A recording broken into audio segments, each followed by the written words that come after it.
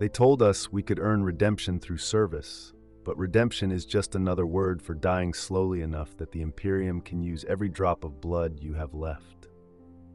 My name was Corporal Mikhail Voss. I say was because the man I used to be died the day they welded this collar around my neck. Now I'm Penal Legionnaire 4477 Gamma, and in the grim darkness of the 41st Millennium, that number means less than the dirt under an officer's boot.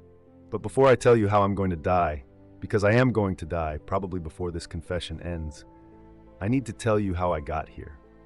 I need someone, somewhere, to know that I wasn't always this thing wearing imperial red rags and carrying a lasgun with the safety mechanisms removed. I was a good soldier once. 10 years in the Cadian 403rd, fighting the Emperor's wars on 7 different worlds. I'd earned commendations, survived sieges that killed better men, and I'd never once questioned my orders. I believed in the Imperium. I believed in the God Emperor. I believed that humanity's survival meant sacrifice, discipline, and unwavering faith. That faith died on Varsavia Prime. We'd been fighting Orks for 8 months. Green-skinned nightmares that just kept coming no matter how many we killed. The campaign was grinding us down, turning professional soldiers into exhausted ghosts who jumped at shadows. Our company had been reduced to half strength, then a quarter, then barely 2 squads of functional troops. We were holding a supply depot on the edge of a ruined city. Nothing strategic, just a warehouse full of ration packs and ammunition that command refused to evacuate. The Orks hit us at dawn, hundreds of them, screaming and firing their crude weapons, charging across open ground like the animals they were. We held them for 6 hours. 6 hours of constant firing until our last guns were hot enough to burn your hands, until the bodies were stacked so high in front of our positions that the next wave had to climb over their dead. Then Commissar Volkov gave the order, fall back to secondary positions, leave the civilians. There were 43 people in that warehouse, 43 refugees who'd fled the fighting in the city, who'd come to us for protection because they believed the Imperial Guard would save them. Old men, women, children too young to understand what the greenskin roar in the distance meant. They'd been there for 3 days, and we'd shared our rations with them, told them command would send transports, told them they'd be safe. Commissar Volkov looked at those people like they were already corpses. "We need to preserve military assets," he said. His voice was flat, bored almost. "Civilians are replaceable. Trained soldiers are not. We withdraw in 5 minutes." I should have kept my mouth shut. Emperor knows I should have. But I'd spent 3 days watching a little girl, couldn't have been more than 6 years old, draw pictures in the dust with her finger while her mother tried to keep her quiet. I'd given her my last ration bar 2 days ago, and she'd smiled at me like I was one of the Emperor's saints.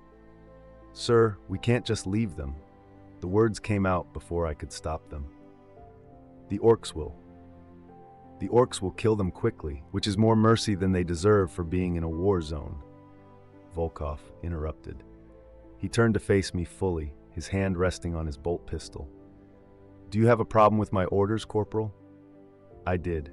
I had a massive problem with leaving 43 people to be torn apart by xenos animals when we had time to evacuate at least the children. But I also knew what happened to soldiers who openly defied a commissar.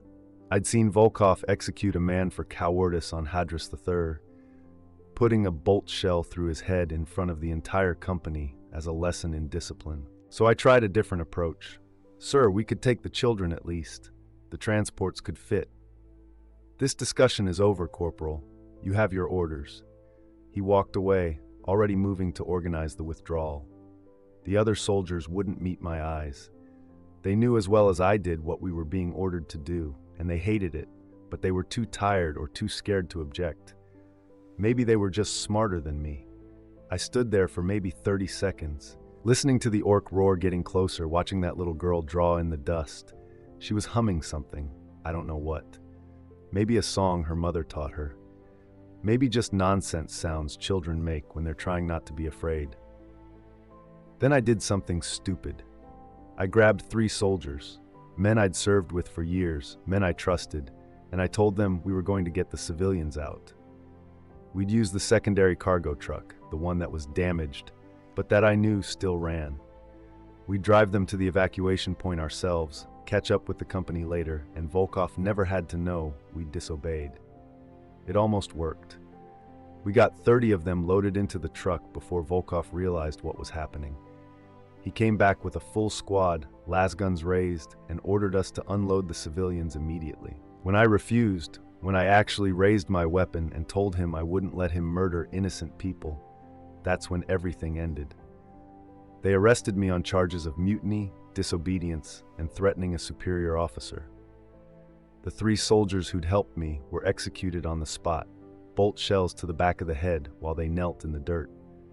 Volkov wanted to execute me too, but I was technically entitled to a tribunal because of my rank and years of service.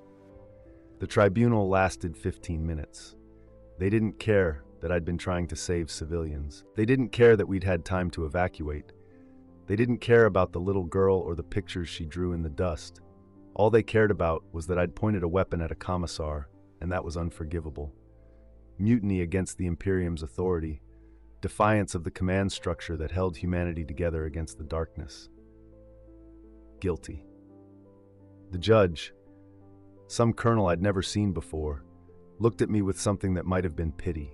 Corporal Voss, you are hereby stripped of rank and sentenced to service in the 18th Penal Legion.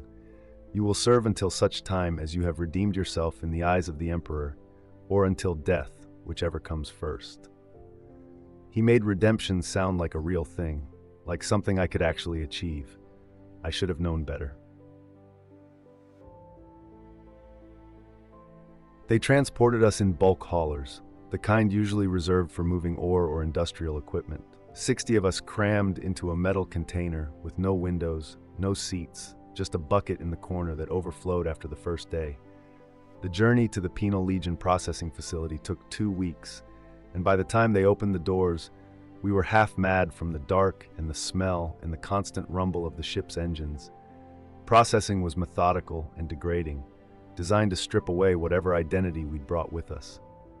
First, they took our names. We lined up naked in a freezing chamber while servitors scanned our bodies and assigned us numbers. I became 4477 Gamma.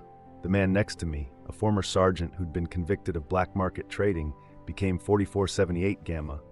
The woman behind me, convicted of killing an abusive officer, became 4479 Gamma. Our crimes didn't matter. Our past service didn't matter. We were inventory now, human resources to be expended. Then came the branding. They used hot iron, not lasers. Lasers would have been quick, relatively painless, and they wanted us to remember. 2 servitors held me down while a third pressed a brand against my forehead, right between my eyes. The smell of my own burning flesh filled my nostrils, and I screamed until my voice gave out. When they finally released me, I could feel the raised scar tissue spelling out my new identity. Penal Legion, 4477 Gang.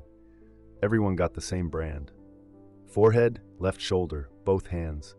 Marks of shame that would identify us forever as the Imperium's condemned. Even if we somehow survived, even if we earned our mythical redemption, these scars would follow us until death.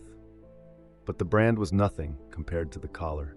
The explosive collar is a masterwork of Imperial engineering, simple, brutal, and absolutely effective. A ring of plasteel welded around your neck, tight enough that you can't forget it's there, but not so tight that it interferes with combat effectiveness. Inside the collar, 3 shaped charges positioned to sever your spine and skull simultaneously. A Vox receiver connected to a trigger mechanism that responds to 3 signals. Your commanding officer's detonator, a proximity alarm if you stray beyond designated boundaries, or a dead man switch if your vital signs flatline. They fitted mine while I was still recovering from the branding. The tech priest who performed the procedure recited a prayer to the machine god as he welded it shut, blessing the device that would one day kill me. I felt the weight settle around my neck, felt the slight warmth of the internal mechanisms activating, and I knew with absolute certainty that I would never take it off. "This collar is your redemption," the tech priest said, his voice buzzing through mechanical vocalizers. "Serve with faith, and the Emperor may grant you mercy. Defy his will, and know that judgment is immediate." After the collaring came the sermons. We stood in ranks for 6 hours while Commissar Drellin, our new keeper, explained exactly what we were. He paced in front of us, his voice amplified across the chamber, and every word was designed to strip away hope. "You are not soldiers," he began. "You are filth given one final opportunity to serve the Imperium before you burn in whatever hell awaits traitors and cowards. You have committed crimes against humanity itself, crimes against the God Emperor's order, and you should have been executed. But the Imperium is merciful. The Imperium gives even the lowest wretch a chance to die with purpose." He stopped in front of our line, studying us with cold eyes. "You will fight in battles that loyal soldiers cannot win. You will clear minefields with your bodies. You will charge enemy positions that would waste trained troops. You will die in ways that serve the Imperium's greater purpose, and if the Emperor smiles upon you, perhaps he will forgive your sins." Someone further down the line, I never learned who, made the mistake of asking the question we were all thinking: how do we earn our freedom? Drellin smiled. It was not a kind expression. "Freedom," he walked slowly toward the speaker. "Freedom is for the faithful, and you have already proven you are not faithful. You earn redemption through death, penal scum. Every mission you survive brings you one step closer to absolution. Survive enough missions, fight with enough courage, and perhaps the Imperium will grant you a clean death instead of a traitor's end." He let that sink in for a moment, then continued. "Your collar records everything. Every act of cowardice, every hesitation, every moment of doubt. Accumulate enough demerits, and your commanding officer will detonate your collar remotely. Refuse an order, and your collar detonates. Attempt to flee, and your collar detonates. Die without permission, and your collar detonates so that your body cannot be raised by the Emperor's enemies." He paused, letting his gaze sweep across all of us. "You are already dead. You died the moment you committed your crimes. Now you are weapons, disposable, expendable, and utterly without value except in how you can be used. The only question that remains is whether you will die as cowards or as servants of the Imperium." That sermon lasted 3 more hours. By the end, several people had collapsed from exhaustion. The servitors dragged them away, and we never saw them again. The next day, they gave us our equipment. Standard issue flak armor, but older patterns, the kind that had been phased out of frontline service decades ago because they didn't protect well enough. Last guns with the safety mechanisms removed, so every shot drained more power and every weapon was prone to overheating. 30 rounds of charge packs each, no reloads. Combat knives dulled from generations of use, and red cloth armbands with the Imperial Aquila crossed out in black, marking us as penal soldiers to anyone who saw us. "You are not permitted to wear Imperial colors with honor," the quartermaster servitor droned as it issued our gear.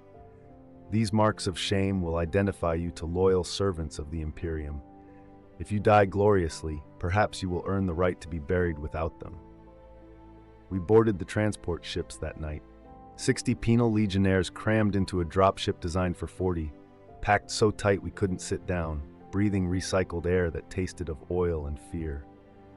The ship shuddered as it broke atmosphere, and through the small viewports I caught a glimpse of our destination. Gorum Vseventh, a blasted industrial world where the forces of chaos had emerged from a warp rift 6 months ago. Intelligence reports said the traitor forces numbered in the thousands. Reports said they'd corrupted the entire planetary defense force. Reports said the Imperium needed to retake the planet's munitions factories before the heretics could ship weapons to other war zones. Reports said loyal Imperial Guard regiments had been dying there for months without making significant progress. That's where they sent us. Not to reinforce the loyal troops, not to provide support. We were being sent to the worst part of the front, the sections where casualties were so high that commanders refused to waste real soldiers.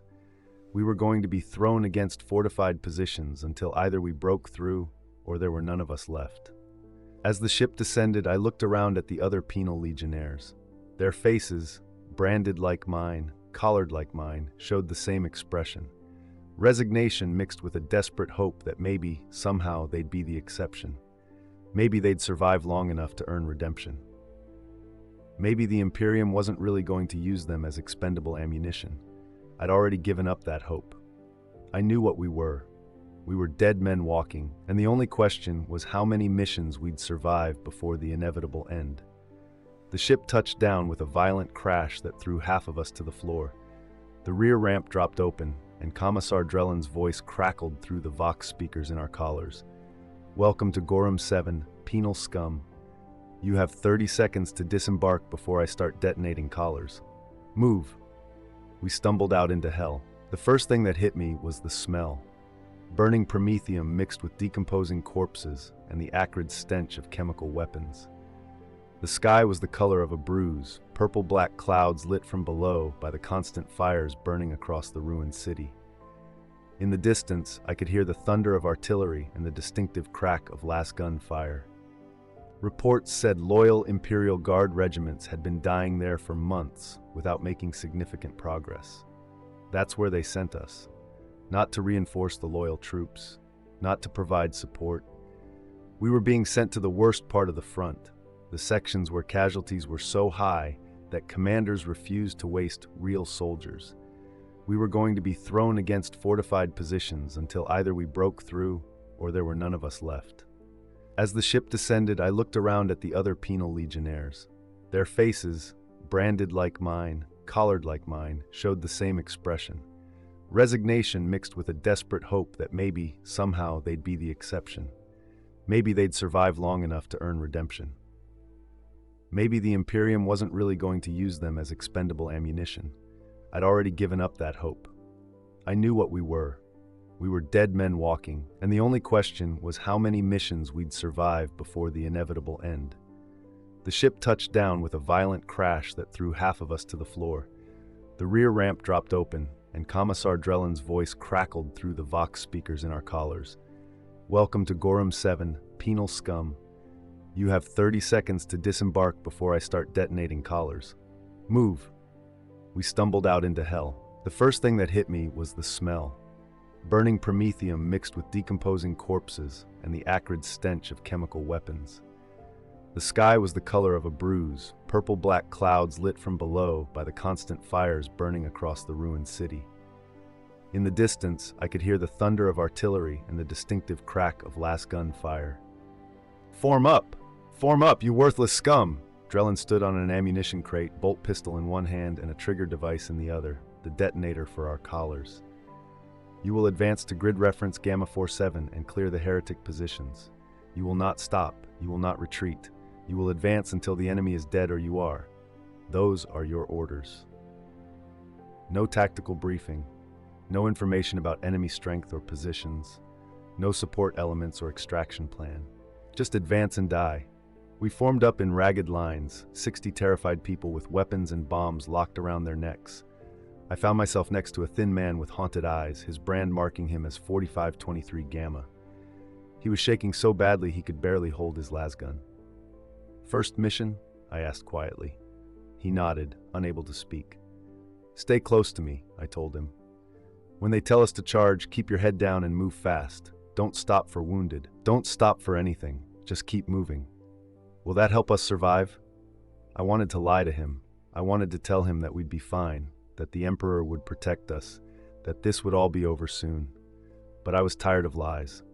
"Probably not," I said, "but it's the best chance you've got." Drellin's voice crackled through our collars. "Advance!" We moved forward in a stumbling mob, 60 people with no training together, no unit cohesion, no idea what we were walking into. The ruins of Gorum's industrial district rose around us. Twisted metal frameworks of collapsed factories, burnt-out hab blocks leaning at impossible angles, streets torn apart by artillery. The entire landscape looked like the Emperor's angels had given up and abandoned this place to rot. The first shots came from a building 300 meters ahead. Even untrained, 60 people charging with nothing to lose is a terrifying thing. Maybe the traitors just ran out of ammunition, or maybe they'd never expected us to actually reach them. The enemy fire slackened, then stopped. "Charge!" Drellin's voice screamed through our collars. "Show them the Emperor's justice." We hit the manufactorum like a wave of desperate violence. I saw a traitor guardsman, his uniform marked with the 8-pointed star of chaos, trying to reload his lasgun when 3 penal legionnaires tackled him and beat him to death with their bare hands. Another heretic ran for a back exit and got cut down by a dozen lasbolts simultaneously. It wasn't a battle, it was a massacre. ugly and brutal and entirely one-sided once we got inside. We killed everyone we found, soldiers, support staff, even servitors that had been corrupted by chaos, because mercy wasn't something we could afford, and because stopping might look like cowardice. When it was over, I stood in the Manufactorum's main floor, breathing hard, hands covered in blood that wasn't all mine. Around me, 23 penal legionnaires were still standing. 37 had died in the assault. The thin man who'd been beside me was sitting against a wall, pressing his hand against the las wound in his shoulder and crying quietly. Commissar Drellin walked through the carnage with an expression of mild satisfaction. "Acceptable," he said. His voice was perfectly calm, like he was inspecting industrial output rather than piles of corpses. "You have performed adequately. Grid reference Gamma 47 is cleared. No praise, no recognition, just acceptable." He looked at those of us still standing. "Wounded who can still fight will advance with the unit. Wounded who cannot fight will have their collars detonated to prevent capture. You have 10 seconds to determine which category you fall into." The thin man struggled to his feet, gasping in pain but standing. 3 others, too badly wounded to move, started begging, pleading for medical evacuation, promising they could fight if they just got treatment. Drellin checked his chrono. "Time's up." 3 muffled pops. 3 more penal legionnaires reduced to meat. "The rest of you, take what ammunition you can carry from the dead. We advance to the next objective in 5 minutes." That was my introduction to life in the Penal Legion. That was the first of dozens of missions just like it. Brutal, pointless, and designed to spend our lives as cheaply as possible. Over the next months, I would watch hundreds of people die in the same way, for the same reasons, with the same casual indifference from our commanders. But that first mission taught me the most important lesson. We weren't being given a chance to redeem ourselves. We were being given chances to die. You lose track of time in the Penal Legion. Days blur together into an endless cycle of violence and exhaustion. We fought on Gorham 7th for what might have been 3 months or 6. I honestly couldn't tell you. Time stopped meaning anything when every day started with wondering if your collar would detonate before sunset. The campaigns blurred together too. After Gorham came Polarix 4, where we cleared trench systems filled with gene stealers. Then Mordian Station, breaching a space hulk infected with plague zombies. Then Vanguard, fighting cultists in underground hive cities. Each war zone worse than the last, each mission designed to kill as many of us as possible. But it wasn't the battles that broke us. It was everything in between. On Polarix 4, they used us to clear minefields, not with equipment, with our bodies. They'd line us up and make us walk slowly through suspected mine zones, watching for explosions. When someone triggered a mine, the rest of us would mark the location and keep walking. I watched a woman named 4501 Gamma step on an anti-personnel mine that took off her legs below the knees. She lay there screaming until Commissar Drellin detonated her collar to end her suffering. The next person in line had to keep walking. On Mordian Station, we did boarding actions, cramming into boarding pods and firing ourselves at enemy ships like living missiles. Half the pods malfunctioned. They'd just float in space with their occupants slowly suffocating, and the Navy wouldn't waste time retrieving them. If you were lucky, your collar's deadman switch would trigger when you ran out of air. If you weren't lucky, you'd drift in the darkness until you went mad. We lost 35 legionnaires to pod malfunctions. None of them died in combat. On Vanguard, the officers decided we'd make excellent body shields for actual Imperial Guard troops.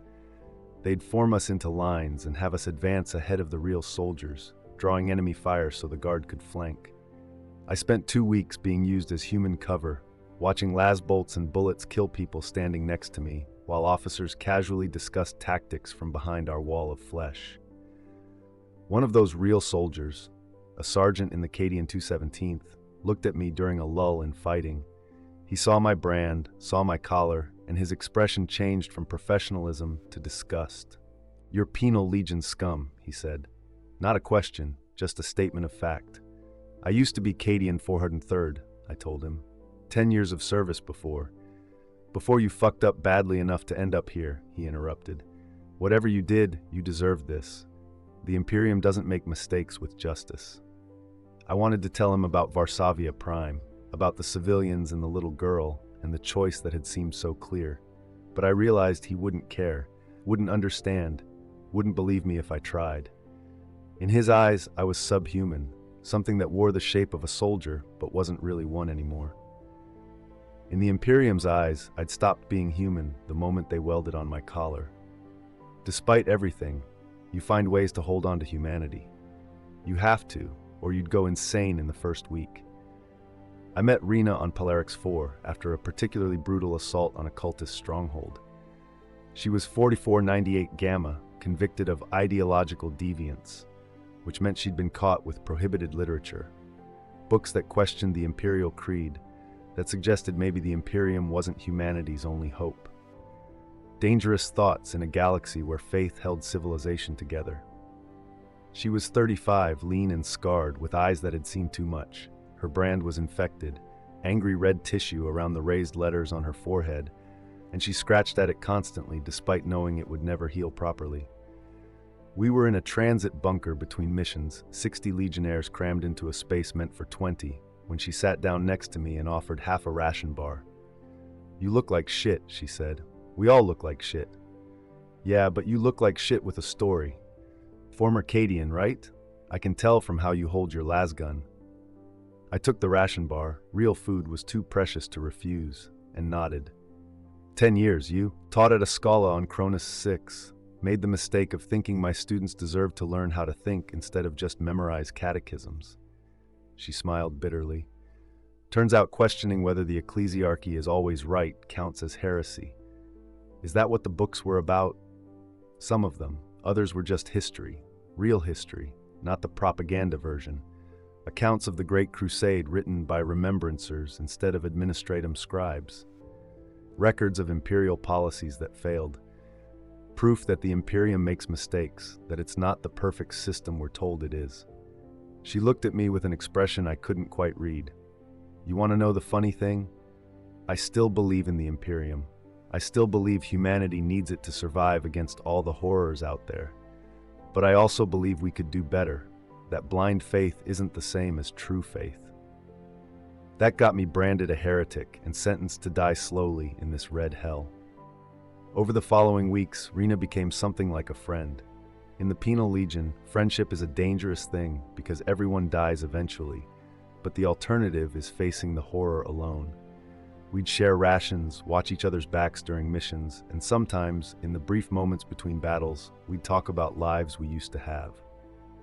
Then there was Kovac, 4521 Gamma, convicted of desertion from the Armageddon Steel Legion.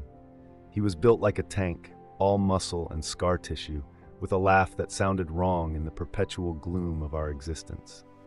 Kovac had been a tank commander, one of the best, until his entire crew burned to death in a hit from Chaos Predator fire. I walked away, he told me one night while we were holding a defensive position against suspected enemy movement. Got out of the burning tank, saw the rest of my company burning too, and I just walked. Didn't run, didn't flee to enemy lines, just walked back toward our base because I was done. 3 years of fighting orcs on Armageddon, and that day broke something in me. They caught you? Didn't even try to hide. Commissar found me 6 hours later, still walking. He could have executed me right there, summary justice for desertion in combat. Instead, he thought I'd be more useful here. Kovac's laugh was hollow. Joke's on him. I'm still alive after 9 months. That's longer than most of my old crew survived. He pulled out a worn prayer card, Emperor knows how he'd kept it, showing Saint Celestine in battle. My grandmother gave me this before I joined the Guard, said the Emperor protects those who have faith. Think she was right? I looked at the collar around his neck, at the brand on his forehead, at the dozens of scars covering his arms. I think the Emperor's protection looks different than we were taught. Yeah, he agreed quietly. Yeah, it does. Then there was Jace, youngest of our group at maybe 22. 4534 Gamma, convicted of theft. He'd stolen military supplies to sell on the black market to feed his family. He had a baby face that made him look even younger, and he cried at night when he thought nobody was listening. He joined our unofficial circle after Rena found him trying to remove his collar with a combat knife. stopped him before Commissar Drellin noticed, and convinced him that survival was still worth fighting for. "My daughter was 3 when they took me," Jace said one day. "We were cleaning weapons in a bombed-out chapel, waiting for transport to our next battlefield. Wife sent me one letter after the tribunal. Said she was leaving Peruvian Hive, changing her name, didn't want our daughter growing up as the child of a criminal. Said it was the only way to give her a better life." He looked at his hands, covered in the calluses and scars of months in the Penal Legion. "I just wanted to feed them. Imperial rations were running short, prices were doubling every week, and nobody in the lower hive had enough. So I took 3 crates of corpse starch from a guard depot. 3 crates. That's what got me here." "You did what you had to," Rena said. She'd taken on a sort of maternal role in our group, trying to keep the rest of us from falling apart completely. "Did I? Sometimes I wonder if I should have just let them starve. Would have been kinder than this." He gestured at the chapel around us, at the aquila on the wall defaced with chaos symbols that we'd been too tired to clean off. "At least then I'd have died with them, not this." These were my people in the Penal Legion. A heretic teacher, a deserter tank commander, a father who'd stolen food, and a former corporal who'd defended civilians. None of us were innocent, not really, but none of us were the monsters the Imperium had branded us as either. We were just people who'd made choices the Imperium couldn't forgive. The small acts of humanity kept us sane. Rena taught us Imperial history during the long waits between missions. Real history, not propaganda. She'd tell us about the Great Crusades campaigns with a scholar's precision, about mistakes the Imperium had made and learned from, about heroes who'd sacrificed everything and whose names had been forgotten by the administratum. It wasn't heresy exactly, but it was close enough that we kept our voices low and watched for commissars.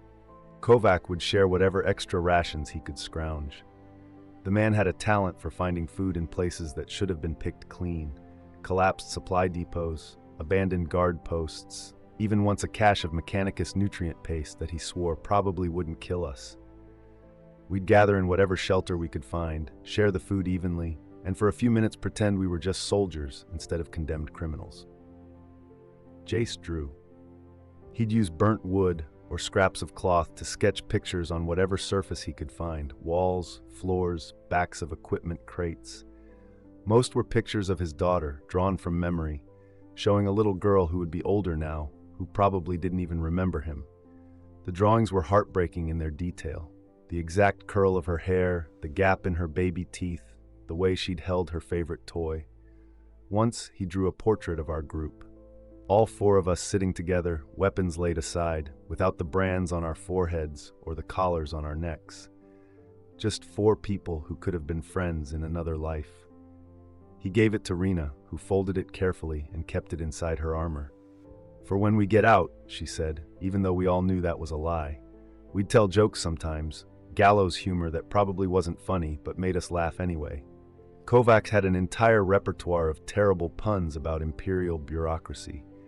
Rena could do impressions of various commissars that were scarily accurate. Even Jace would occasionally crack a smile, usually at something so dark and horrible that laughing was the only appropriate response. And there was kindness, small acts that meant everything in that place. When Jace got dysentery from contaminated water, common in the Penal Legion since we ate and drank whatever we could find, Rena gave him her water ration for 3 days until he recovered. When Kovac took shrapnel to his leg during a mine-clearing operation, I carried his equipment for 2 weeks while he healed. When I got sick from an infection in my brand, they covered for me during inspections, helped me stand straight when commissars were watching, and shared their antibiotics even though medicine was more valuable than gold. These acts weren't strategic. They didn't improve our chances of survival. If anything, they made us weaker. Sharing rations meant less energy. Helping wounded meant slower movement. Caring about each other meant more pain when someone died. But they made us human. In a system designed to reduce us to expendable ammunition, those small kindnesses were rebellion. The war machine didn't care about our humanity. It ground us down methodically, wearing away everything that made us people until only the weapons remained. After 6 months in the Penal Legion, We'd lost most of the 60 legionnaires who'd arrived on Gorham Cephin. Some died in combat, shot, burned, torn apart by enemy fire. Others died to the collars, detonated for cowardice, hesitation, or simply being too slow. A few went insane and had to be put down by their fellow legionnaires. One tried to cut off his own head to trigger the dead man switch, choosing suicide over another day in the Legion. New recruits arrived constantly to replace the dead. Fresh criminals with fresh brands and fresh collars, still believing the lies about redemption. We'd watch them arrive with something like pity, knowing they'd learn the truth soon enough. Most didn't last a month. Our group survived longer than most. Rena, Kovac, Jace, and I became a functioning unit within the chaos of the Penal Legion. We watched each other's backs, shared intelligence about mission conditions, and developed the kind of combat intuition that only comes from fighting alongside the same people repeatedly. We weren't friends. Friendship was too dangerous, but we were something. A squad, maybe. A family of the damned. But survival in the Penal Legion is just postponing the inevitable. Jace died on Mordian Station. We were clearing a plague-infected section of the Space Hulk, moving through corridors choked with the diseased dead. The zombies weren't fast, but they were relentless, and there were thousands of them. We'd been fighting for 6 hours straight, our lasguns overheating, ammunition running low, when Jace's weapon jammed. He was trying to clear it, precious seconds lost, when a pack of zombies rounded the corner. I saw it happening in slow motion. Jace looking up, fumbling for his combat knife, the zombies reaching him before he could get his weapon free. Kovac and I fired into the mass, killing most of them, but not before one of the infected managed to bite Jace's neck, deep enough to tear the carotid artery, blood spraying across the corridor's walls. He dropped to his knees, hands pressed against the wound, and looked at me with absolute terror in his eyes. Not fear of death, fear of the collar. He knew what came next. "Please," he whispered, "please don't let them." His vital signs were already failing. The collar detected it. The explosion was merciful, at least, quick. He didn't suffer the way he would have if we'd left him to bleed out. But Rena screamed. Actually screamed, a sound of pure anguish that echoed through the dead corridors. She'd known Jace for 8 months, had kept him from killing himself twice, had talked him through nightmares about his daughter. And now he was gone, reduced to meat and metal fragments. "Keep moving." Commissar Drellin's voice crackled through our collars. "Clear that section or I'll detonate the lot of you." We kept moving. We didn't have a choice. But something in Rena broke that day. She'd been the strong one, the one who believed survival mattered, who'd kept the rest of us from giving up. After Jace died, she stopped talking about the future, stopped sharing history lessons, stopped pretending any of this had meaning. She lasted another month before Vanguard killed her. We were in the Underhive, fighting cultists in a maze of tunnels that all looked the same. The enemy had rigged explosives throughout the sector, demolition charges that would collapse entire sections when triggered. Our orders were to push through anyway, secure the primary transit hub, and hold it for follow-up forces. Halfway through the mission, Rena started talking, just quietly to herself, words I could barely hear over the constant gunfire. "They're using us to map the explosives," she said. "That's what this mission is. They're watching to see where we die, and that tells them where the charges are placed." I knew she was right. The tactical logic was obvious once you saw it. Send the Penal Legion through first, chart the explosions, then send real troops through the safe routes. It was efficient, brutal, and exactly the kind of thing the Imperium would do. "Don't think about it," I told her. "Just focus on staying alive." "Why?" She looked at me, and her eyes were empty. "Why stay alive? So we can be used like this again tomorrow? So we can watch more people die while commissars use our suffering as tactical data? Because we're still human. Because they haven't taken that from us yet." She laughed, a broken, terrible sound. "Haven't they? Look at us, Mikhail. Look at what we've become. We're not human anymore. We're just weapons that happen to feel pain." Before I could respond, the cultists launched a counterattack. Heavy stubber fire from 3 directions, cutting down legionnaires before we could react. Rena moved on instinct, rushing to cover a gap in our line where the fire was heaviest. I saw her gun down 4 cultists, saw her fighting with the skill of someone who'd survived 8 months in hell. Then I saw the cultist with the detonator. He was in a bunker 50 meters away, mostly hidden, but I caught the flash of the trigger device in his hands. Rena was directly between our position and that bunker, holding the line while the rest of us repositioned. "Rena, fall back! There's..." The explosion cut off my warning. The entire section of tunnel collapsed, bringing down thousands of tons of rockcrete and metal. The blast wave threw me backward, and when the dust cleared, the tunnel was sealed. Rena was on the other side, trapped with the cultists and maybe a handful of other legionnaires. I could hear the fighting continuing through the rubble, muffled gunfire and screams. Then, one by one, those sounds stopped. We waited for hours, hoping somehow they'd dig through or find another route. But Commissar Drellin called off the rescue attempt after 3 hours. "Acceptable losses," he declared. "Continue the advance." I wanted to refuse, wanted to tell him to go to hell and start digging with my bare hands. But my collar would detonate before I got 3 words out, and Rena would still be dead. So I followed orders, like I'd been doing for 9 months, and I hated myself for it. That night, in a temporary camp while we waited for the next mission, I found the drawing Jace had made, the one showing our group without brands or collars. Rena had been carrying it when the tunnel collapsed. Somehow it had been recovered with the rest of the equipment salvaged from the dead. I stared at those 4 faces, people who'd been trying to stay human in an inhuman place, and I realized only 2 of us were left. Kovac changed after Rena died. The big man who'd laughed at terrible jokes and shared his rations became quiet, mechanical. He'd follow orders, fight when told to fight, kill when told to kill, but the spark that had made him a person seemed to have gone out. "We're all going to die here," he said one night. We were on Vanguard, holding a position in the ruins while waiting for an attack that might or might not come. "You know that, right? There's no redemption. There's no way out. We just die, and they send more criminals to replace us." "I know," I admitted. There was no point lying anymore. Then why do we keep fighting? Why not just refuse orders and let them detonate the collars? At least it would be quick. I'd asked myself that question 100 times. Why keep going when death was certain, when every mission was designed to kill us, when the Imperium saw us as nothing more than expendable resources? "Because they haven't killed us yet," I finally said. "Because every day we survive is another day we're still people instead of corpses. Because fuck them for thinking we're disposable." Kovac looked at me for a long moment, then nodded slowly. "Spite, we're surviving out of spite." "Pretty much." He actually smiled, small, bitter, but genuine. "I can work with that."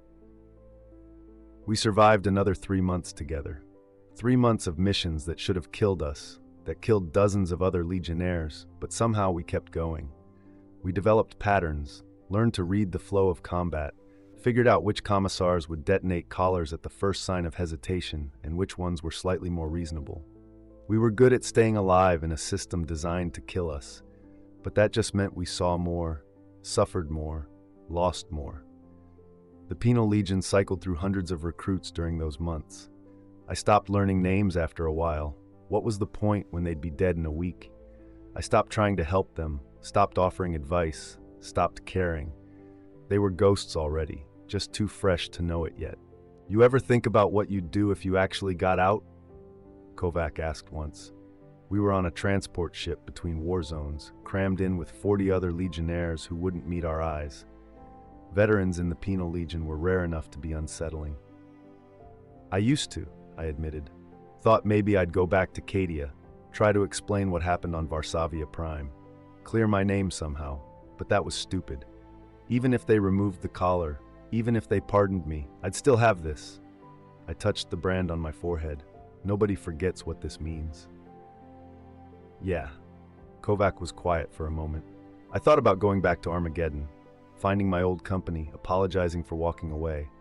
Maybe they'd understand, you know? Maybe they'd see that I wasn't a coward, just broken." But the commissar who sentenced me told me something before I shipped out. He said, "Kovac, you're already dead to the Imperium. Everything from this point forward is borrowed time." Think he was right. Probably. So what do we do with borrowed time? I didn't have an answer for that. We'd survived longer than almost anyone in the Penal Legion, over a year for me, 9 months for Kovac. We'd outlived dozens of Commissar's predictions, exceeded every statistical model for Penal Legion survival rates, but we were still just postponing the inevitable. "We survive another day," I finally said. "That's all we can do." Kovac nodded slowly, then pulled out his worn prayer card, Saint Celestine, still carrying it after all this time. He stared at it for a long moment, then handed it to me. "You take it," he said. "I don't think the Emperor's listening anymore. Maybe he'll listen to you." I tried to refuse, but he insisted. So I took the card and tucked it into my armor next to Jace's drawing.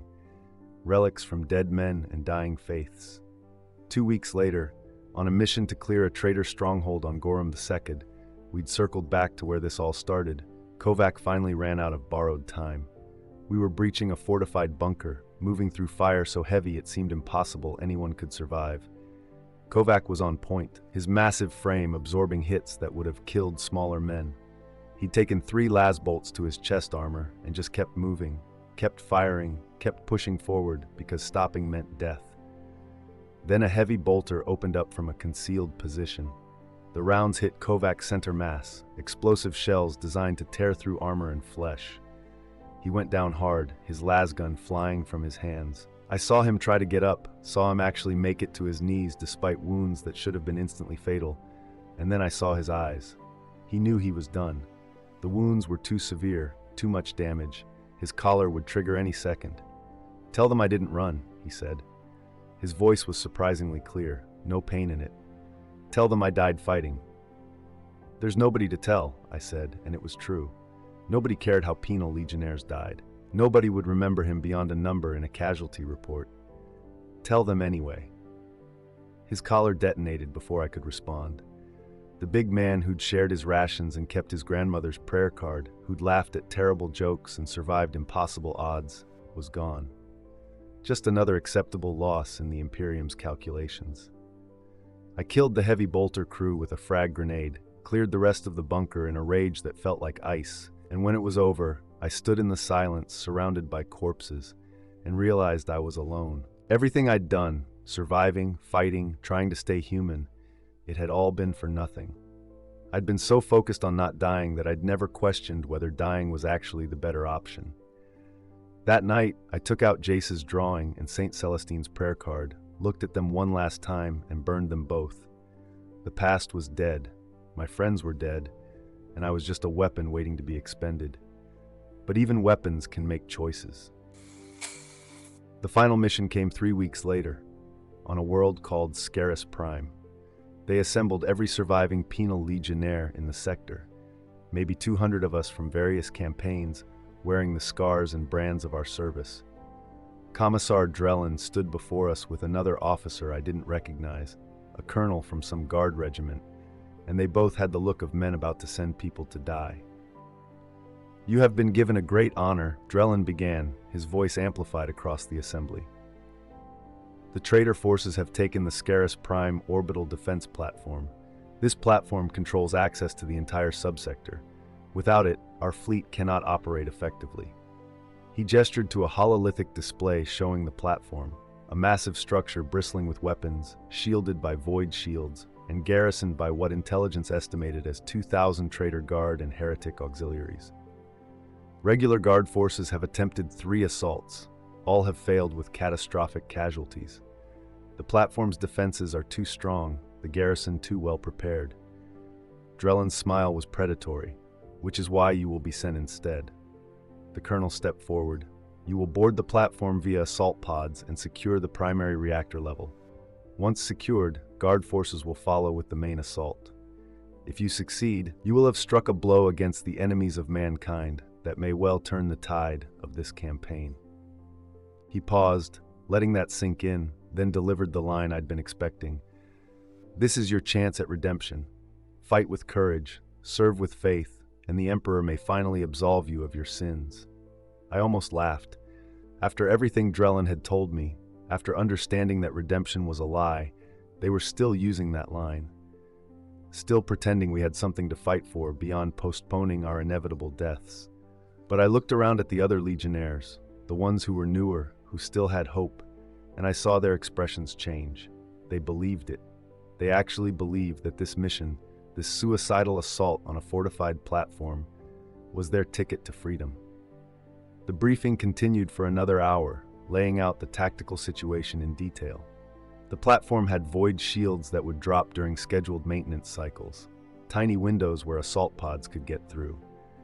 The reactor level was lightly defended compared to the upper levels, but getting there meant fighting through kilometers of corridors filled with traitors. Our objective was simple: reach the reactor, hold it long enough for guard forces to arrive, and don't die before completing the mission. Standard, impossible task. You will launch in 6 hours, Drellin concluded. Prepare your equipment and make peace with the Emperor. Those who die with courage may find forgiveness. Those who fail will be remembered as the cowards they always were. As the assembly dispersed, I felt someone watching me. The scarred woman from Gorum Seketh, the one who'd asked how I survived, was staring with an expression I recognized. It was the look people got when they were about to do something stupid. She walked over, moving with the careful deliberation of someone who'd survived longer than they should have. Up close, I could see she was probably in her 40s, with gray in her hair and the kind of scars that spoke to years of combat experience. 4477 Gamma, she said. I'm 4523 Delta, former sergeant in the Vostroyan Firstborn. What do you want? To survive. She glanced around, making sure no commissars were in earshot. I've been watching you. You've survived over a year in the Penal Legion. You know things that the rest of us don't. I'm betting you know something about this mission too. I know it's a death trap, designed to spend our lives as cheaply as possible while convincing us we're earning redemption. She nodded slowly, unsurprised. So you know the truth. Good. That means you might be willing to help. Help with what? There are 30 of us, veterans who've been in the Legion long enough to see the pattern. We're tired of dying for a system that sees us as ammunition. She leaned closer, her voice dropping to barely a whisper. We're going to survive this mission, and we're going to do it by being smart instead of heroic. I studied her face, looking for signs of insanity or desperation. I found both, but I also found something else. Determination. The kind of determination that came from having nothing left to lose. What's your plan? Get to the reactor level like they ordered, but then we hold it, not for the Guard, for ourselves. Use it as leverage to negotiate our freedom. The Imperium needs that platform more than it needs to keep a few dozen penal legionnaires collared.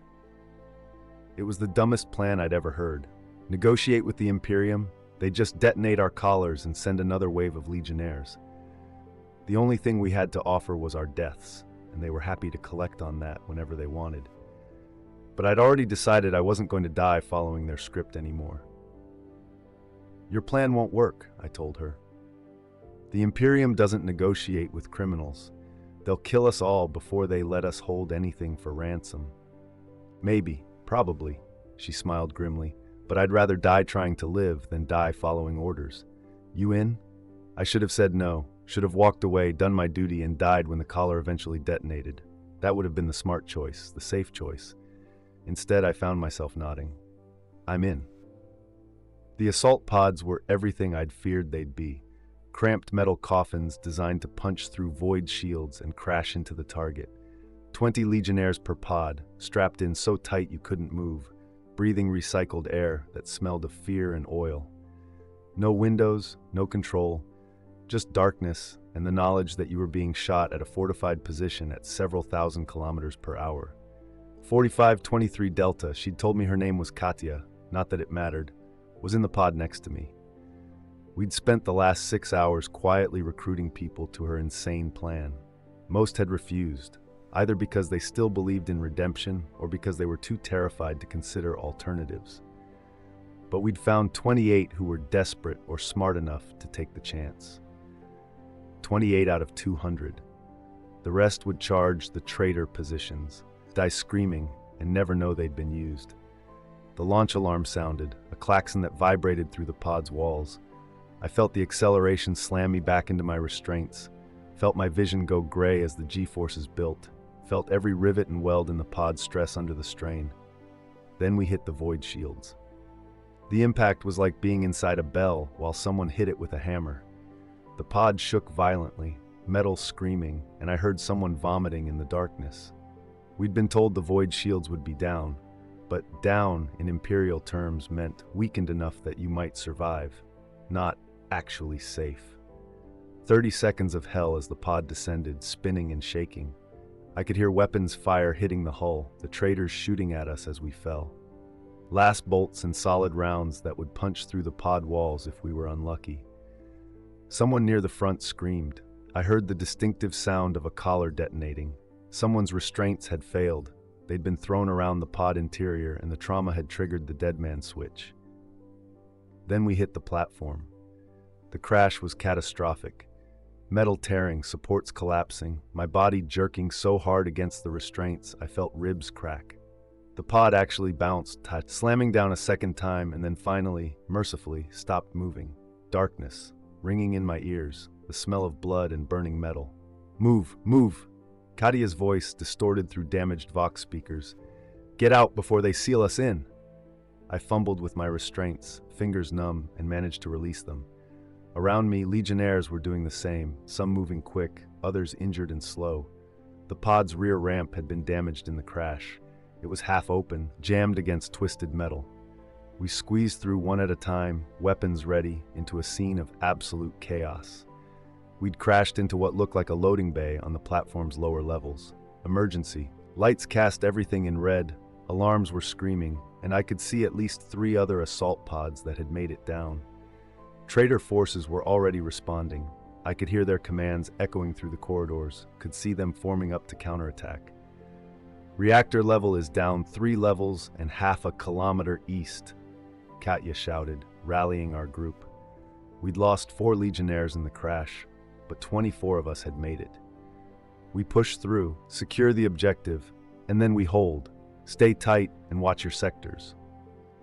We moved as a unit, better coordinated than most Penal Legion groups because we actually wanted to survive this. The traitors hit us twice on the way down, but we'd expected ambushes and had point men watching for them. We lost 2 more legionnaires to combat, acceptable losses by Penal Legion standards, devastating by any other measure. The reactor level was exactly what you'd expect, massive machinery humming with power, conduits carrying enough energy to light a city, and way too many places for enemies to hide. The defense was lighter than expected, maybe 30 traitors, because they'd concentrated their forces on the upper levels where they expected the main assault. We killed them all in 3 minutes of vicious close-quarters fighting. Then we held the objective and waited for the guard forces that were supposed to follow us. They didn't come. An hour passed, then 2. We fortified our position, set up firing lanes, and kept watch for counterattacks. The other Penal Legion groups, the ones who'd actually followed orders, had pushed up to the higher levels and were dying en masse.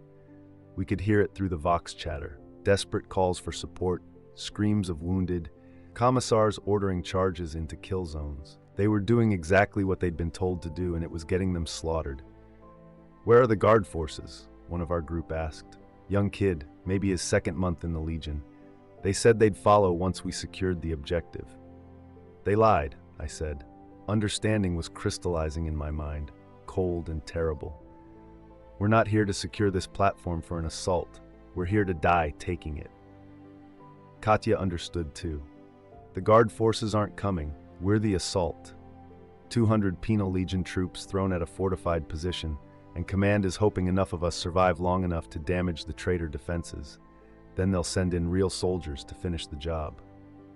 But they said what they always say, I interrupted, that we could earn redemption, that this was our chance. But redemption was always a lie. We're just ammunition. The kid looked like I'd struck him. That naive hope in his eyes, the hope that had kept him going through months of horror, was dying in real time. I watched it happen and felt nothing. I'd lost my capacity for pity somewhere along the way. A voice crackled through our collar Vox systems. Commissar Drellin, speaking to all surviving legionnaires on the platform. All units, advance to the command level and engage the traitor leadership. You will not stop. You will not retreat. This is your final chance to prove yourselves worthy of the Emperor's forgiveness. Final chance. The words were almost funny. Katya looked at me, then at the rest of our group. We could follow those orders, push up, fight until we die, and maybe, we accomplish something meaningful. Or, someone asked, or we use this position to negotiate. The reactor controls the entire platform's power. We shut it down, the void shields fail, the weapons go offline. We tell the guard forces we'll restart it once they remove our collars and guarantee our safety. It was still a stupid plan. The Imperium didn't negotiate, didn't compromise, didn't care about our lives enough to bargain for them. They'd just wait us out, let the traitors kill us, and then retake the reactor later. But I'd been in the Penal Legion for over a year. I'd watched good people die following orders, watched the system use them up and throw them away. I'd lost Jace and Rena and Kovac and dozens of others to a machine that called itself the Imperium and claimed to represent humanity's survival. And I was tired of dying on someone else's terms. How do we shut down the reactor? I asked. Katya pulled out a data slate, Emperor knows where she'd gotten it, showing the reactor's control systems. There's a manual override, 3 simultaneous switches that trigger an emergency shutdown. Problem is, once we do it, the traitors will know exactly where we are, and they'll throw everything at this position. So we're choosing to fight an impossible battle on our terms instead of theirs. Yeah, basically. I looked around at our group. 24 branded criminals wearing collars that could explode at any moment, holding a position deep in enemy territory, about to commit what the Imperium would definitely call mutiny. We'd all come from different worlds, committed different crimes, survived different hells. But right now, in this moment, we were united by one simple truth. We were already dead. The only question was whether we died as weapons or as people. Do it, I said. Katya moved to the control systems with 2 others, and they began the shutdown sequence. It would take 5 minutes to complete, 5 minutes where we'd be vulnerable, exposed, and absolutely committed. Drellin's voice came through our collars again, and this time there was anger in it. 4477, Gamma, and associated units, you are ordered to advance immediately. Failure to comply will result in immediate execution. His finger was on the detonator. I could feel it, that weight around my neck, the explosive charges that could end me faster than thought. He was going to do it. He was going to kill us all rather than let us defy orders. I thought about Jace, dying with blood spraying from his neck, begging me not to let the collar kill him. I thought about Rena, crushed in a tunnel while being used as tactical bait. I thought about Kovac, torn apart while leading a charge he couldn't win, asking me to tell people he didn't run. They'd all died following the Imperium's orders, believing in a redemption that was never real. I pulled out my lasgun and shot the Vox relay in my collar. The weapon overheated immediately, no safety mechanisms, and the shot probably damaged my collar's internal systems, but it also severed my connection to Drellin's detonator. Around me, the others were doing the same, destroying the receivers that let the commissars control us. We were deaf to orders now, and if the collars had backup triggers we didn't know about, we were about to find out. 5 seconds passed, 10, 20, no detonations. The collars had been designed to control us, but they'd been designed cheaply, another way the Imperium saved resources. With the Vox relays destroyed, they were just metal around our necks. Still deadly if we tried to remove them, still equipped with proximity sensors and deadman switches, but no longer connected to remote detonation. We were free. Not truly free, we still wore the brands and collars, but free enough that our deaths would be our own choice. Reactor shut down in 2 minutes, Katya called out. Everyone to defensive positions, they're gonna come hard. They did. The traitors hit us with everything. Infantry assaults from 3 directions, heavy weapons tearing apart our cover, grenade volleys that killed 2 of our group instantly.